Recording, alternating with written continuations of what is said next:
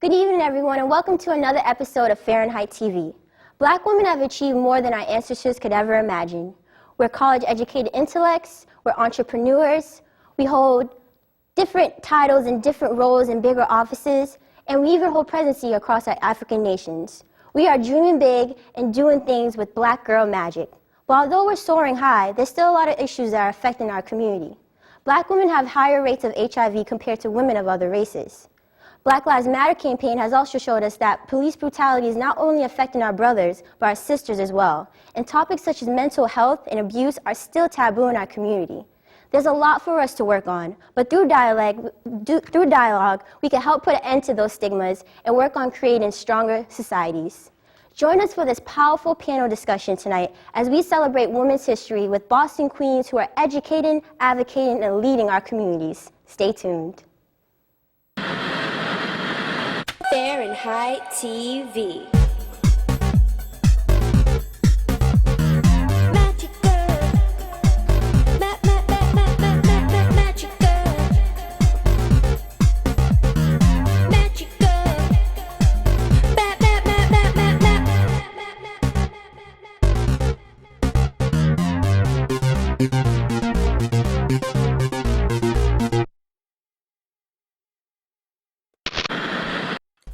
Fahrenheit TV presents Room for Rhetoric, an hour of conversation. This evening's topic, Building Our Sisterhood, featuring Sharon Hinton, Irvine Goldston, Maya X, and a special performance by Shay Rose. We're celebrating Women's History Month in a big way. Join us for our roundtable discussion. Only on Fahrenheit TV.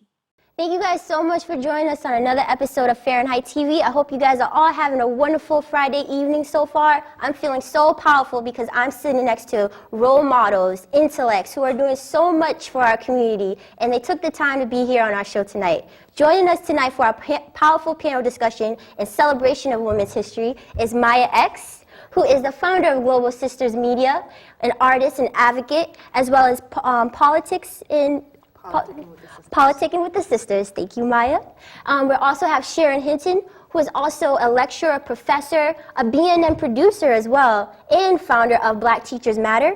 We also have Irvine Goldston, who is Deputy Director at ABCD Health Services and an HIV and AIDS health educator. And we also have Shay Rose, who is a musician, artist, poet, warrior. She does it all. She's an ultimate artist. So thank you, ladies, so much for taking the time to join us for this powerful panel discussion. I'm so excited to have you all. So since it's, Friday, I kind of want to take you to a flashback Friday moment and take us back to about a month ago. Beyonce graced the Super Bowl stage with her powerful performance of Formation. And, the marketing genius, of course, dropped the track a day before, which is a big surprise to us.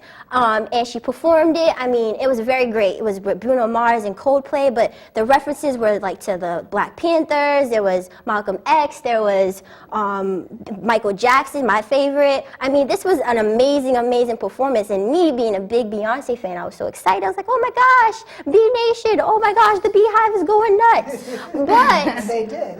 They did go nuts. We went extremely nuts. But the backlash that she received was so surprising to me. There was even an anti-Beyonce rally. There was even policemen.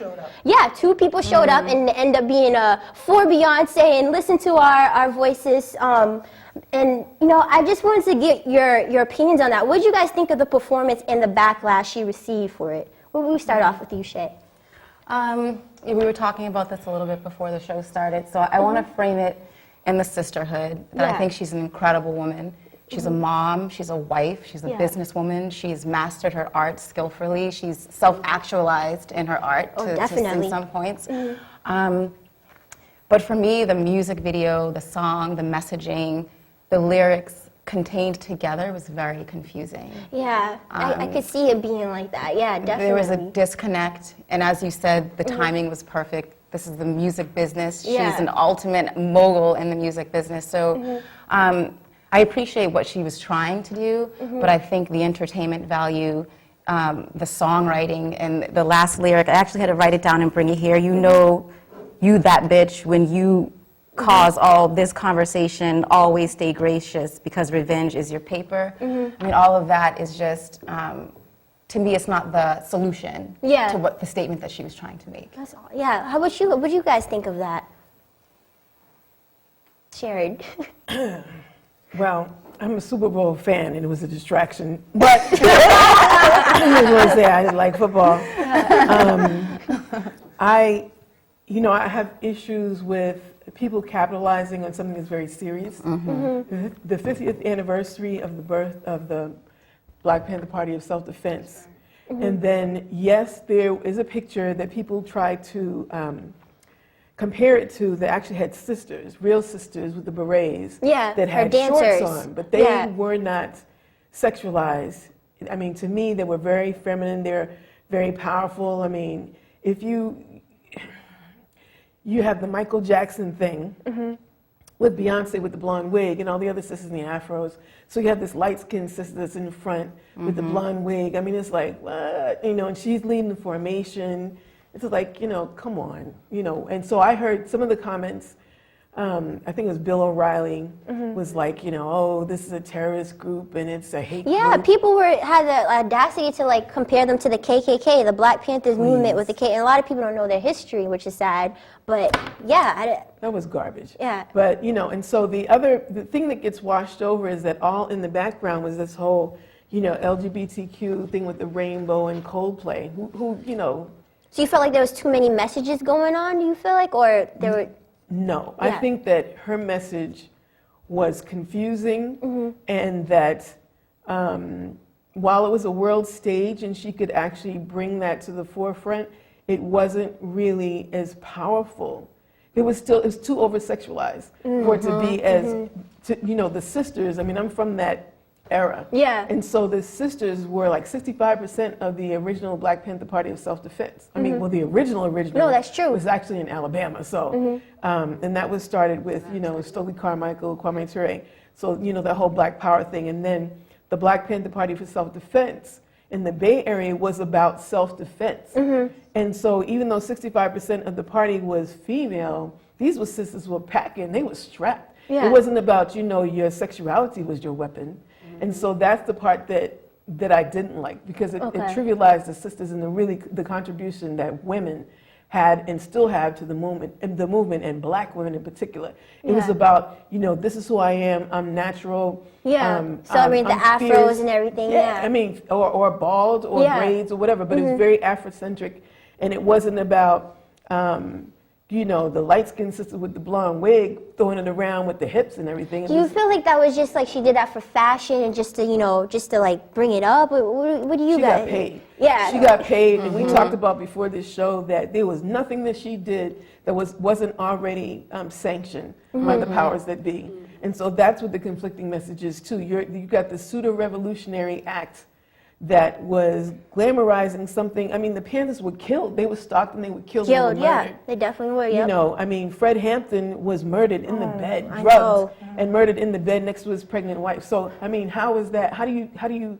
I have a problem with that. So, I have a little bit of you're damned if you do and you're damned if you don't. Yeah. Particularly when it comes to Black women. And I think that we all have the right, and I hope try to make some type of stands from the position we are in. And we're all in different positions. Right. I actually didn't see it. I don't watch TV. Yeah. But I was privileged to hear, all of the conversation and all of that. And I think, she's in a place that if she does something, it's not going to be either way she's going to get it. If she doesn't do something, it wasn't enough. And I mean, she is an entertainer, and there's parts of that value. So she gives that message and all of that, but she's not going to forget the entertainment part of it. Exactly. Within that.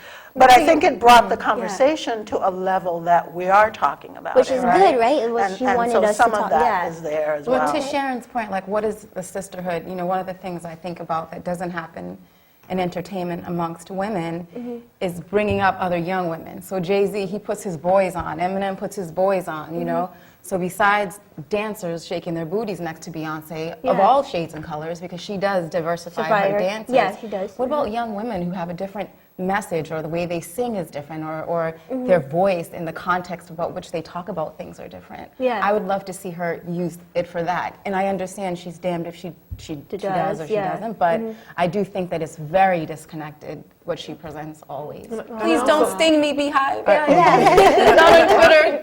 I also think that it's also part of the, jumping onto that, Harry Belafonte really ripped her and Jay-Z, and it was like, you all are not conscious, you all are playing around, you're not really taking care of business, look at all the good that you could do with all this money. And then people pointed out, well, they bailed out the people in Ferguson, they were bailing out people in Baltimore, and they were trying to do an undercover. I don't know. So do you think with this performance, I want to get a little bit of what you think, Maya, like this performance, maybe she was trying to, do a little bit more since she's been getting a lot of backlash that, you're not doing enough for our community. What do you think of that? Like, do you think that she's trying to put that message out, that she's trying to be more socially conscious, or? I agree with how Sister Shay opened the conversation around sisterhood and acknowledging the gifts and the talents that not only Beyonce has, but even the other four members of her group that catapulted her to where she is. But I think, again, as somebody that's in the movement and hearing Sister Sharon speak about the Black Panther parties, and to know that today there are countless members that are still behind the wall. Behind the walls, And so if you're really about putting the message out there, and I know that she probably can't do that in terms of what her position is. And then also to piggyback on what Irvine said, from like wherever we are and whatever our contribution is, we should try to do something. And so understanding that she's an entertainer, and so the bulk of the work is going to be on those of us who understand that history. And so now when you hear young people, whether it's on their social media platform or out on the streets, and they're talking about Black Panther, because they saw it there with Beyonce. Yeah, so now it's kind of like, ooh, we can talk about it because Beyonce kind of did something about it. Yeah. So it's on us to say, well, yeah, this is what happened. Did you know that there were over 26 chapters? And did you know that every chapter had a medical clinic? So continuing that conversation and while she that brings conversation it to the big platform. And the history. In the history, in the history of it, and to elevate, because no matter if it was Beyonce at the Super Bowl or it's Mr. Nelson's documentary, Vanguard of the Party, there's still like people are engaged in conversation because there's some missing components of the dialogue. Yeah. But I mean, I'm of the sense of like our people have gone through so much. Yeah. And to just kind of see it somewhat trivialized. Yeah. Coldplay must have been like, I thought I was the lead actor.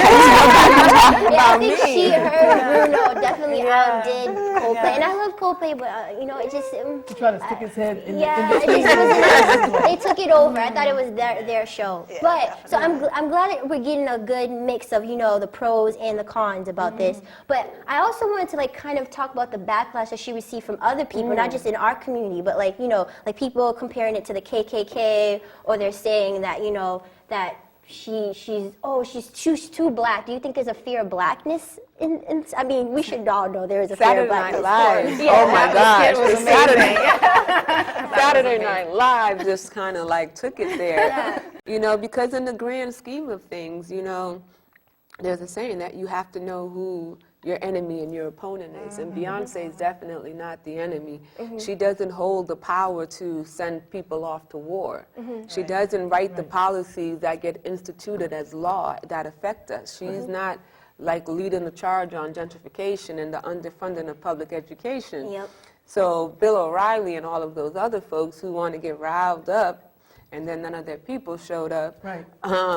That's a distraction to the masses, Yeah. right? And it's like, no, let's talk about the issues. What did the Black Panther Party stand for? Yeah. And then the fact of the matter is that the Black Panther Party, Fred Hampton is who originated the Rainbow Coalition. That's right. Well, That was Fred Hampton. Maya, I'm just going to stop you right there. We're going to Sure. continue this. We're going to go to a short PSA, and then we're going to continue this conversation because it's getting good. It's getting hot in here. Fahrenheit, Stay tuned. Get to know the panelists. Maya X is an artist, activist, and media educator. As the founder of the collectives, Politicking with the Sisters, and Global Sisters Media, Maya has devoted her mind, craft, and spirit into educating and uplifting her community by leading powerful conversations that focus on elevating the voices of African women through global storytelling. Through various platforms, film, web, lectures, events, and social media, the collective aims to foster cross-cultural inclusivity and collective empowerment, promote solidarity and generational transcendence, shift the perspectives of African womanhood and sisterhood, and turn up the volume through collaborative exchanges. And trust me, Global Sisters Media and Politicking with the Sisters definitely bring the heat. From ciphers to powerful discussions, the collective analyzes health, social justice, and hip-hop culture to work on building stronger communities and stronger sisterhoods. Fahrenheit TV celebrates Maya X.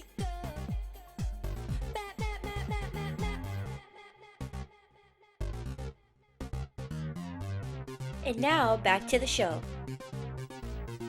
So thank you guys so much for still staying with us. When we left off before the PSA, we were talking about this fear of blackness, and Maya, you were talking a little bit about that. And I feel like almost, when I hear that police don't want to work her concerts, and they felt like it was like an attack on them, I feel like it's like they're almost trying to silence her. Almost like now she put those whatever messages she was trying to put out there on the platform, that they're trying to silence black women. Do you feel like we're still being silenced even in the year of 2016 now? Is that a rhetorical question? And we all say yes, Yes, at we the are, same time. yes. Yeah, so can I get a little bit more about what you guys think about that? I mean, what do you guys think when they say, You're like... talking about the police? Yeah, the I thought that police... was Well, just like, just people just wanting to silence us, and like, even when I think about, Melissa Harris Perry, which I think you guys all know from MSNBC, she had a fantastic show where she was, educating us about all sorts of issues in the black community. I mean, 55% of her guests were people of color.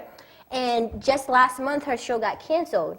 And they said, we don't want you, doing the show. You lost all the rights to the show. Now we just want you kind of just being like a robot and reading off, whatever we tell you to do. And she's like, no, I'm not going to be anybody's mammy. I'm not going to just do whatever you want me to do, because before I had that platform, but now they're trying to take that away from her. And she's a political professor. She should be able to talk about, things that, that's going on in our in the presidential campaign now, but they don't want her to talk about that. So it's almost like it's like opportunities that we had before where we broke those barriers, now they're like being locked up again. But they were, truth of the matter is, she was a hired hand on the plantation, come on. And Roland Martin, a few months, actually 3 months before that went down, he said, watch the shows start to shut down and lose their black hosts, because the mass media and the major population doesn't need Negro interpreters for the black president. He called it, but those of us who've been in the media, and I've been in it many years, until you own something from beginning to end, you never really own it. And so, Melissa Harris Perry, come on, man, everybody knew. The handwriting was on the wall. You already were being replaced by whatever her name is, Rachel Maddow or whatever. So, for her to say, they took my show, it was never your show to begin with. They were already paying for it. You were the person that had the, the flavor of the month that they needed to be palatable to the people who, Roland Martin called it. He called it and he says, all of these people are going to start losing your shows. So you had Al Sharpton, all of a sudden he's only in the weekend. You had a series of people start to lose their shows. Too is like, we have to be able to see the writing on the wall. I like to call it like the system allows you to have the illusion of inclusion. There it is. And I saw it with Soledad O'Brien on CNN. After she did Race in America, that entire series that really went down deep, and it was like, talking about things that are uncomfortable. After the series was over, it was like Soledad is gone, and they let her go. And I recently saw her on the CBS This Morning with Charlie Rose and Gail and others, but I was like, they rotate us like that. I even think about Robin on Good Morning America. Diane Sawyer and others have been the lead, right? And then it's like, oh, she can't be just the lead, you have to have somebody there, to... We're always, just like in movies, we're always the best friend. We're always just like, Wait. the Can we talk about supporting the movies? actress. No. Can we talk about the movies? Yeah, we can talk about before the we gods get... of Egypt, all white? That was banned in Egypt. Come on now. The Americans are the only ones that are tripping about that. The rest of the world is going, yeah, and. Yeah. I mean, it's Carlton always Kings. been like that. If you've ever studied film, you studied movies, you've studied, music. I mean, hip hop was revolutionary Yeah. in its original form.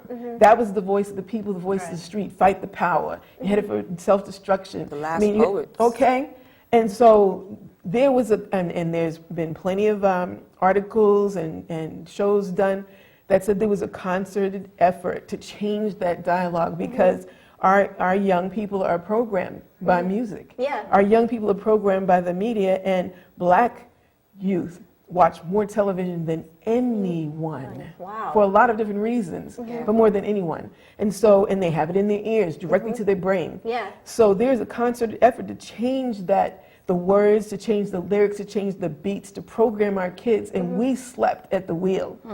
The fact that more black teachers have lost their jobs since integration. I mean, and so natural disasters have been used. Hurricane Katrina, 7,000 black teachers lost their jobs. And then the charter schools took over and they hired none of these black teachers back. Since 1954, all the black schools and institutions that we started to educate our people after it was no longer illegal to learn how to read and write and talk to each other, all of a sudden they were shut down in the name of integration, and then all the teachers were deemed unfit to teach white students. So there are hundreds of thousands of teachers, and that was part of the strong black middle class. If you were a teacher in the black community, that was preacher, teacher. I mean, you were up there. That was a respected position. And so you don't even have our kids. The majority of our children are being, I'm about to go there. Brainwashed, on purpose, because you have these young white female teachers who are afraid of our kids, that don't know our culture, that don't care about it. And they, our little children, treating our little kids like, they're chia pets and stuff. These are our children. And we're letting that happen. We are the original teachers of our kids, and we're letting them get away with it. Sharon, I totally agree with everything you're saying. I think we have to have another show about just education itself. Founders of Black But Teachers Matter. I What do can I want to bring say? it back to a point that you said about music and how it was, educating. I mean, especially, I feel like nowadays, you feel like that's coming back. I mean, especially for you as a musician, Shay. I mean, you're always being conscious. You always have strong messages in all your songs and your poetry. Do you feel that other mainstream artists are starting to get on that loop again? I mean, when I think about artists like Kendrick Lamar, things like that. I do think so, but I don't think the women are. And as you said, Beyonce doesn't write public policy. That's not what she does. But she writes lyrics. She can decide what she wants to say, and it doesn't have to be the best way for me to, empower myself is through making more money and paper. That's not the message that she needs to send to young women. And girls. Sorry, awesome. So, and I think too with hip hop culture, Politicking with the Sisters was launched 18 years ago, and I remember sitting with our organization and it's writing grants, and it was this outlaw culture, and so in those early years, again, the revolutionary outlaw, and it was so empowering for black girls, in the research, it's they're empowered by the culture, but then at the same time, there was this level of misogyny and sexism as we saw the culture evolve. And to go back to media, when we look at it, the corporation that the city and the state just gave $150 million in tax breaks to, GE, they own CBS. They're one of the top 10 all connected, multinational corporations in the world. And GE has history back to our ancestors, and so when you look at that, and Noam Chomsky wrote a book called Manufactured Consent. I love Noam Chomsky, And that's where you'll see the breakdown, even in the record industry. There are subsidiaries of subsidiaries of subsidiaries. People think, Jay-Z owns Rock Nation. No, that's Live Nation. And Jay-Z a little bit. It's just gotten smaller and smaller and smaller. So Puffy just and Bad Boy, that's everything. A little piece of Puffy and then other people. And so when you look at it, it's we have to get to that place of this is ours, and be unapologetic about it. Because others are they're no, you can't come here. This is, Because I remember listening to something about Dr. King not too long ago, and Mother Coretta, and the conversation was what Dr. King was struggling for was for desegregation, was to end the segregation laws. It wasn't necessarily around integration. Well, it was initially. Yeah. And so when we think about it, those are like two separate tracks. I know like other like educators in the arena. One of them was a professor at Tuskegee years before we were even on the planet, and he was talking about, you know, it was a different system when we had our own schools. Right. Yeah. And I recently saw on Eyes of the Prize, Chapter 8, about the Brownsville in Brooklyn, Oh, yeah. when the family and the communities took over that school. And the Yeah. Jewish teachers For fought 2 them. years, wow. and the teachers union was there like against the families. That's and right. for 2 years, they were able to prove, you know, and show that the community can do for themselves and take care and teach their children. And then they sent in the police. That's right. And there's a woman here in Boston, a white woman ally who was a teacher. When I talked about showing this piece in the coming weeks or months, she sent me a whole testimony about on that bridge having to face NYPD when they came in to try to stop the community from being able to control their Community kids. control. Wow.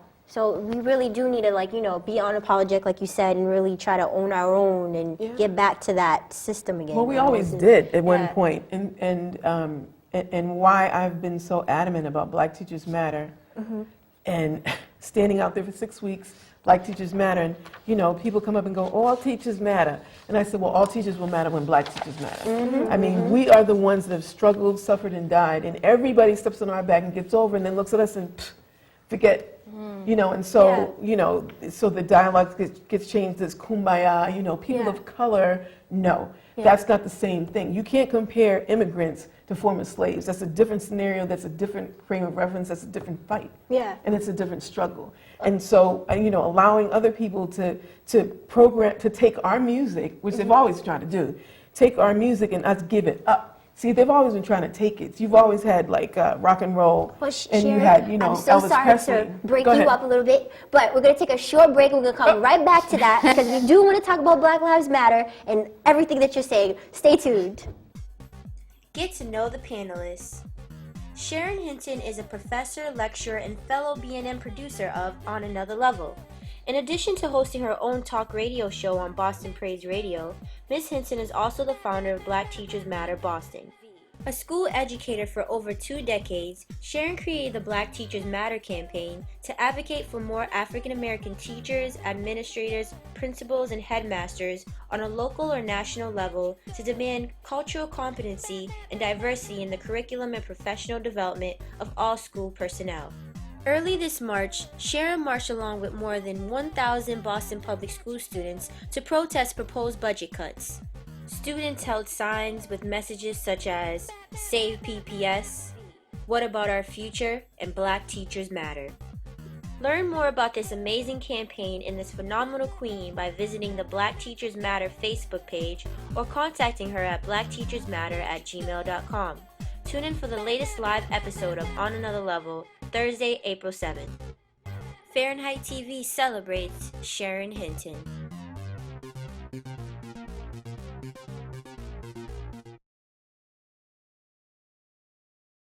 And now, back to the show.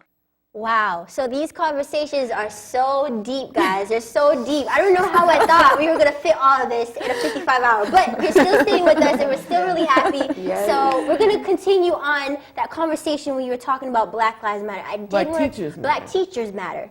I did want to talk about a little bit about the Black Lives Matter and how all of that fits in because I feel like not only have our voices been silenced in media, but obviously through politics. And if we think about law enforcement and we think about Sandra Bland, which you guys are all familiar with, what do you guys think about that whole situation? I mean, she was trying to, you know, educate and tell people about what was really going on, and at the end of the day, she's now one of our ancestors. So what do you guys think about, you know, the Black Lives Matter and women's stance in that? What is your opinion? Well, I have some insight, and this is not an observation from me. It's from Issei Barnwell, who's a member of Sweet Honey in the Rock, and she was talking about feeling like the Black Lives Matters movement has taken place on social media. Yeah. In previous civil rights movements and people protesting, there's a coming together. Yeah. You know, we're in the streets and we're singing, and there's like human-to-human contact. And I think that's one of the things that's also made the movement less impactful, because young people are talking about it online, but that's not real. Yeah, we need to get that's together. virtual. It's like the Yeah. gathering and getting Keyboard together. revolutionaries. Yeah. Exactly. But we're in a different time now, and social media is there, and I think Sure. it is going to happen on social media, because it's just one of the opportunities that we have that we didn't have before. So we're going to see it there. I mean, everything that we do, we are ourselves, for those of us who are older right here, are on social media using it as well. Yeah. I would agree, though, that I think that the organizing is happening on the ground. Certainly that's a platform and that's a way of doing it, and it's not the only way, but there's organizing that's happened. There's organizing that has happened. There's organizing in Boston. There's organizing in New York. And it's also taking on local construct as well, in terms of what's meaningful and what's happening within that community. So I don't see it as I don't see it as the only thing, but I think it's having an impact, and it's just as important, and we can't expect that it wouldn't have been, right? Yeah. And gotten to a lot of people because of that. That's I true. think as an organizing, so I agree with both of you, as an organizing tool. I was out there, last week when the young people, thousands of young people, which was amazing. Yeah, in Boston, yep. Oh yeah, the young people, use social media as an Yeah. organizing tool. Yep. Then, and it was, well, first off, they were the two sisters from Boston Latin School. And so they got their facts together. The original bullying happened in social media, where the racial comments were made, the hateful comments were made. They took it to the powers that be, the headmaster, and she did nothing. And then they took it to elected officials who wrote some letters, and nothing really happened. Yeah. And then they hit social media, and all of a sudden it's like, ooh, Isn't racism. that crazy? Yeah, that once it hits the social media, that's when everyone just got to talking. And so the tweeting. organizing is great, but then at some point it's boots on the ground. It's is, making yep. phone calls, Very it's true. boots on the ground and show up. And the reason why it was so impactful, and the students and parents, and there were adults out there, forced Mayor Marty Walsh to make a different decision about the budget cuts, and Superintendent Tommy Chang, is because the numbers hit major media, and you could see those young people out there. Yeah. And the organizing happened. Yeah, the organizing. The organizing happened. The organizing happened on the ground, but there's already an organizational piece that was positioned years before with the pro-charter and anti-charter thing. And so there's always been discrimination. There's always been racism, but and what is encouraging and inspiring, but sad at the same time, is I remember student walkouts in the 70s.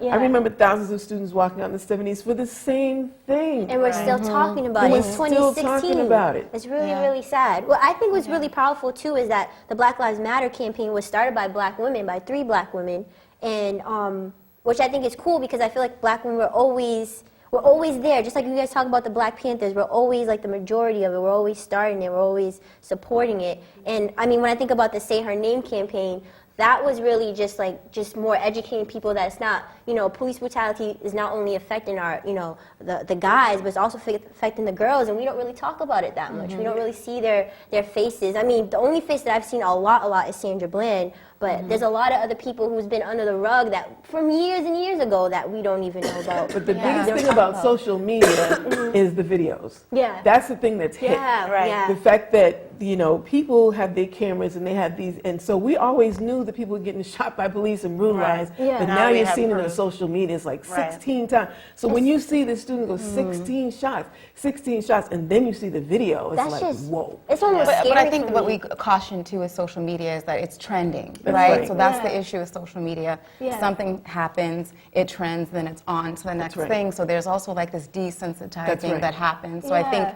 with the idea Definitely. of organizing and feeling people and touching people, Yeah. that's the most powerful thing that we can really pass The on change is besides going the to social happen media. without that Yeah. part It's not of going it. to happen. It's Yeah, not we gonna do have to happen get without together. Part of it. And I think too, like you mentioned earlier about the silencing of black women within the movement, and you find that, even the most conscious of movements has to address some of those issues in terms of the Right. way women are treated. Yeah, definitely. We don't romanticize any part of the struggle in terms of, the Black Panther Party or any of the other movements, the civil rights movements, and all of these things. You know, I think about Mother Ella Baker and Dr. King and some of the struggles there. But the thing about it is that society has a way of silencing Black women's voices, no matter at what status level they are at. And that needs to be looked at in a more deep and thoughtful way.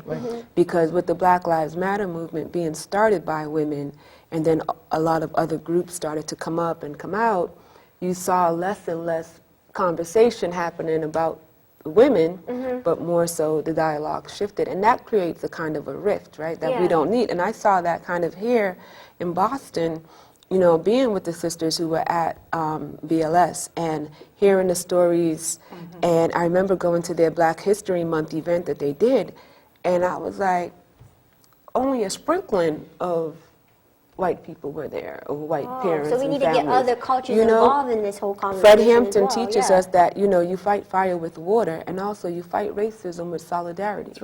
You know, and that's key, because I'm like, not even and I don't even want to call her that name, but the person who's supposed to be in charge of the school. You know, when you have students saying to you that there were teachers and people in the school telling the students, you got to call me master. And we have a case last week where a mother had to go to the school and is calling for the teacher to be fired who said, use a derogatory term, and she was like, what's up, my N-word, to a student, and used the premise of, we're reading Huckleberry Finn, to get away with that, right? But when a Black woman makes or brings forward a complaint or a charge, it's almost disqualified. It's disqualified or we're labeled as the angry Black woman. Because right now, there's a scenario that's going on with the two basketball teams, one from Newton North and one from Catholic Memorial. And Newton North started with some derogatory homophobic remarks, and Catholic Memorial said something back. But the hand went to discipline Catholic Memorial and said, no, your students can't come. But no one is addressing the derogatory remark that came out of Newton North. So it's like, whose abuse or whose thing weighs more? And that's disturbing. So when we think about the 2016 presidential campaign, which... Do we have to? Okay, we're going to make this very brief because I know this could be, you know, a series of its own. We only have 55 minutes. Yeah, we're going to 55 minutes, so we're going to try. But I just, Not even that, when yeah. I'm thinking about all these issues, I mean, I know for me, and I know for you ladies as well, that you would want a candidate that's going to address some of these. And I'm sorry, I'm laughing because I already know where it's going to go. But when I think about the candidates, is there a candidate that you feel would, you know, address some of these issues? But before I ask you, I'm going to let you take some time to think about this. Not in this election. After the break, we're going to go right back into this. So stay tuned, everyone. No. Get to know the panelists. Irvine Goldson is a Deputy Director of ABCD Health Services and an HIV and AIDS prevention educator. Irvine has worked in the community health field for more than 25 years, providing health resources, information, and opportunities for thousands of Massachusetts residents through education and training. As an active Boston community member, Irvine's work and credentials have a powerful impact. She is the creator and educator of the Safer is Sexy campaign, a social media campaign that educates young Black and Latino women and their partners in Greater Boston about HIV awareness and prevention. Many of the Safer is Sexy squad members have described her as a second mom or role model. These words only describe a piece of her humble spirit. Learn more about how you can get involved in this amazing campaign by visiting the Safer is Sexy Eventbrite page or following us on social media. You can sign up for ABCD Health Services' upcoming Sister to Sister program, a free one-on-one confidential session about sexual health and wellness, and receive a free HIV test. Your health matters, and it's always important to stay healthy, safer, sexy. Fahrenheit TV celebrates Irvine Goldson.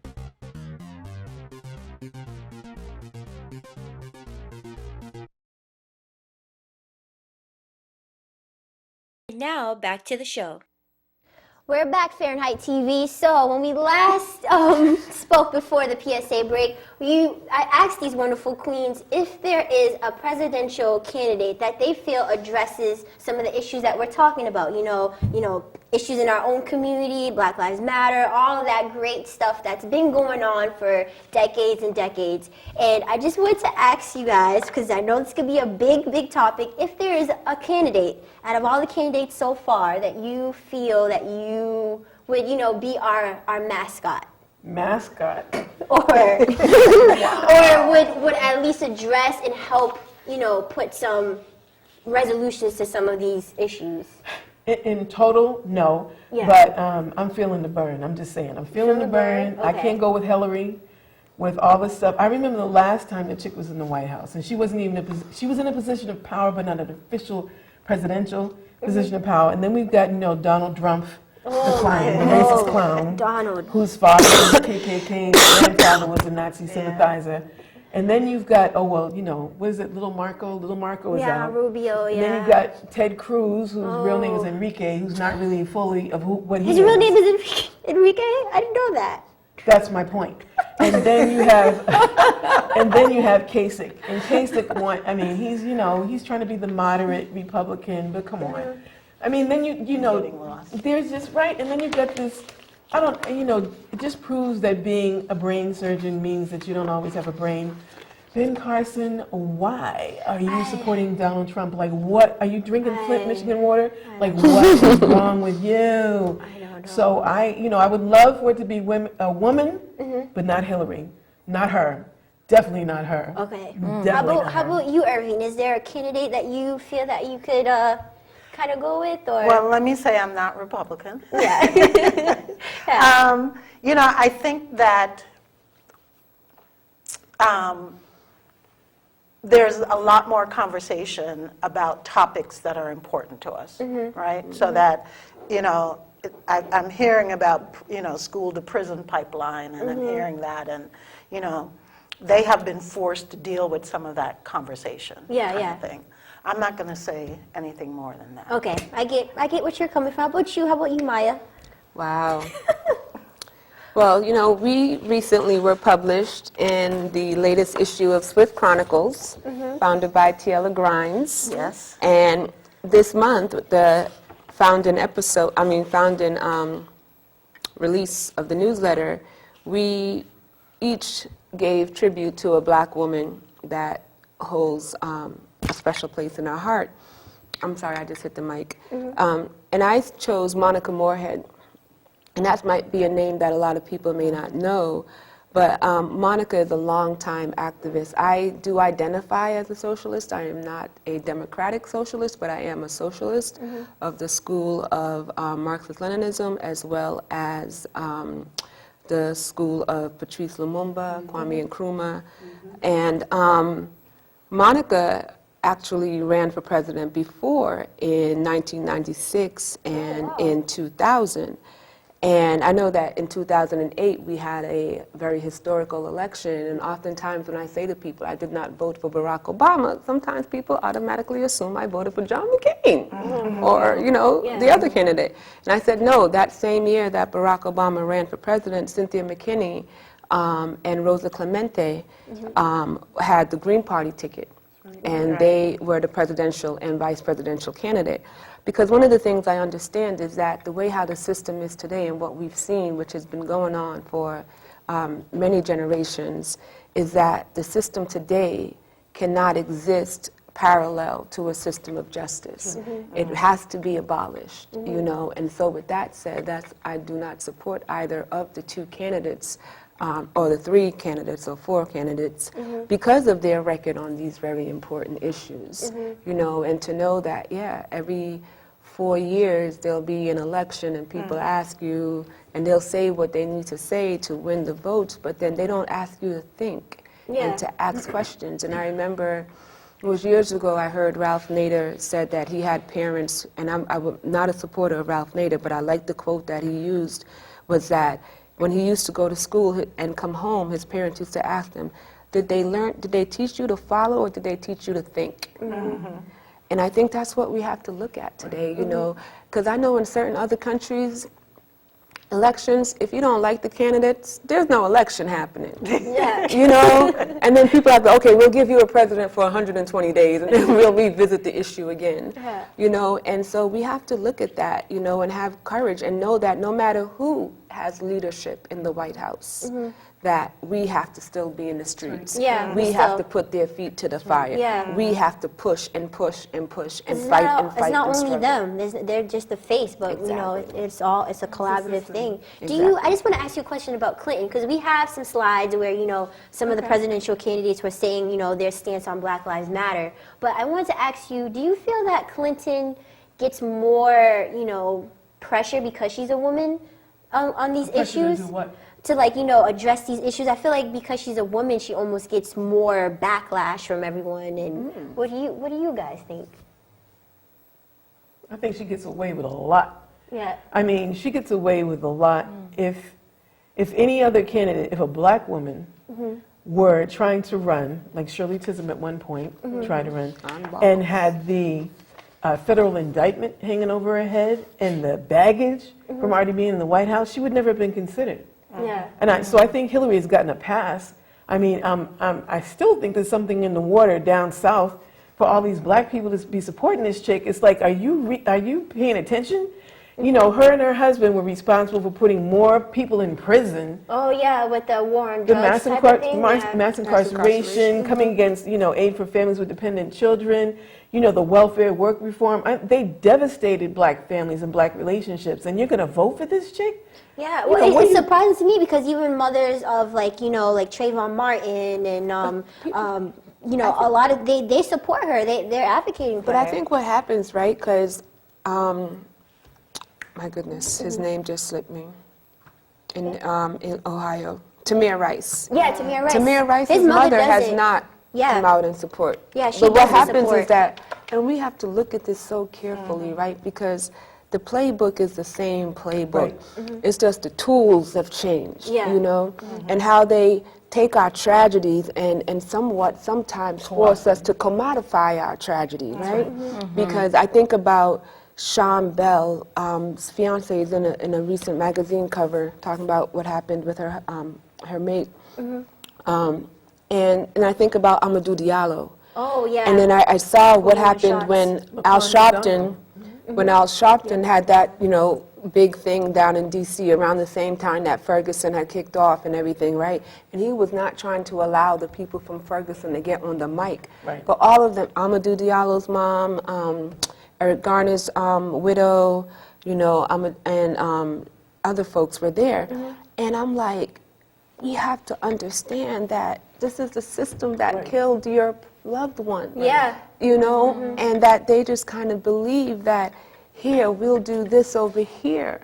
And you think that it's okay. And it's not to, I'm not throwing any blame, because when you grieve, you grieve. You know, that, as DJ Henry's mother said just a couple days ago, this $6 million is nothing. I want my son to be It alive. doesn't replace that person. You that know, and lost. so we have to think about that. Like, we cannot go and stand side by side with the same people who, when push comes to shove, they're going to order somebody that they have that power, you know, to go and assassinate or lead the police department that comes into our communities. And then we also have the place where a lot of people create confusion between, or they put an equal sign between the police-state killings of our people and the interpersonal black-on-black crime that happens. Oh, they always, And- yeah. they're always and it's like, And oh, we do that to each other as well. Yeah. So Yeah. we're believing the hype as well. Yep. yeah.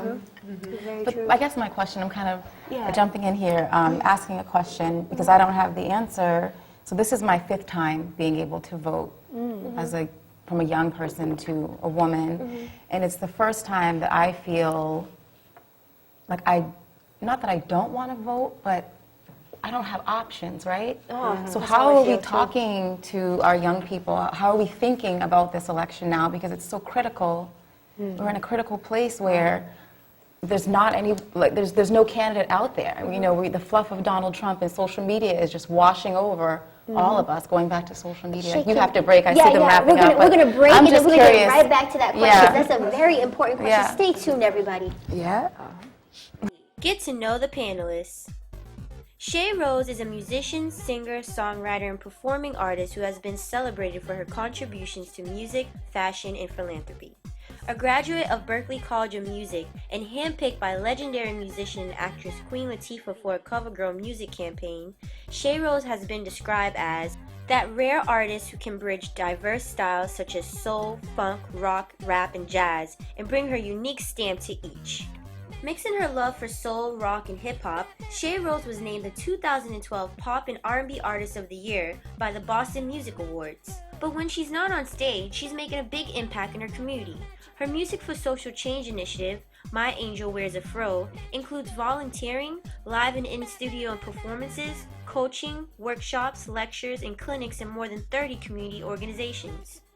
In the summer of 2015, Shay Rose launched her Warrior Wednesday campaign, where she interviewed several warrior women in the Boston area, explaining what inspires them and their words of wisdom to other young women. According to Shay, a little warrior is an empowered, independent, tenacious, and resilient woman, a citizen of the world, zealous in nature, who uses amity and strength as her weapons of choice when presented with any battle. Currently, Shay Rose is co-producing the Rise concert series at the Isabella Stewart Garden Museum in Boston. Learn more about this phenomenal queen by visiting www.shayrose.com. Fahrenheit TV celebrates Shay Rose.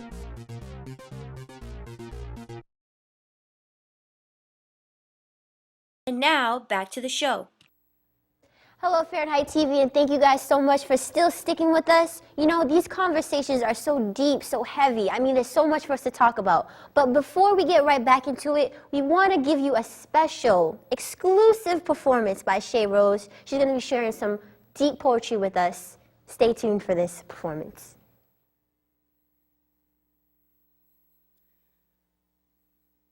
Transformation needs some transportation. Escape into my mind, slow down my heart racing. Inhale, fill my lungs with songs on my tongue. Repent all my wrongs, nail my battles to the cross. I surrender every breath and I'm prepared to lose it all. I rise for the win, I rise for the fall. What you gonna claim, the beginning or end? Are you born to die? Are you born again?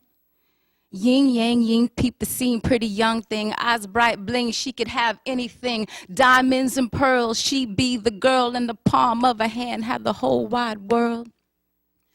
She diverged from her path, bumped into the wrong man. He had a different plan to take from her hands. All the color, all the youth, stripped it down, transformed her from the crown to the roots. Rust to dust, us to them. From a sister to another funky sister. Yeah, we fight the battle side by side, we die for one another. Rust to dust, us to them, from a sister to another funky sister. Yeah, we live, we love, we ride, we die for one another. Like Mother Earth, she gave birth to the end, living in a prison with a white picket fence. Husband, dreams deferred, Langston, searching for his own soul, crawling in and out of skin. She accepted all his lies, made a sacrifice, went running through the fire, blood blurry in her eyes. Nursing, cursing, the baby's by her side, sand slipping through her fingers cause she's running out of time. Packed her bags, her babies wrote a letter. I love you, I love me, but not together. All we stood for has been crumbling for years. I've been paralyzed by fear, I can't look into the mirror. Silence all the noise, stand up for what you stand for. Sky's the limit when you're free and ready to soar. Sisters, do you hear me? We're worth so much more. Inside out, let your spirit transform. Rust to dust, us to them. From a sister to another funky sister. Yeah, we fight the battle side by side. We die for one another. Rust to dust, us to them. From a sister to another funky sister. Yeah, we live. We love, we ride, we die for one another.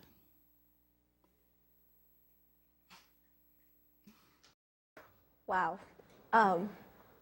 Rust to dust, us to them, from a sister to another funky sister. Yes, Wow. indeed. Yes, Wow. indeed. And see, this is the type of messages that we need. We need artists like Shay to be in the mainstream. But We're going to cut to a break, and we'll come right back.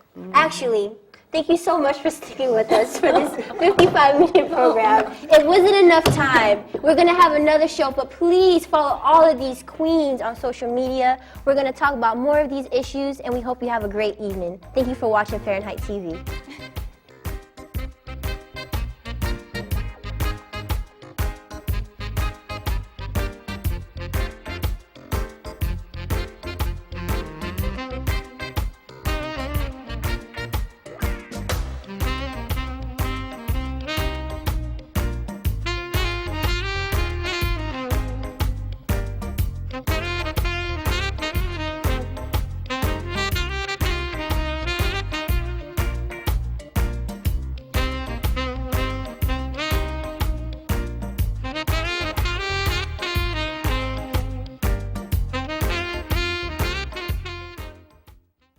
Tonight's episode is dedicated in memory of Patricia Gloria Thompson.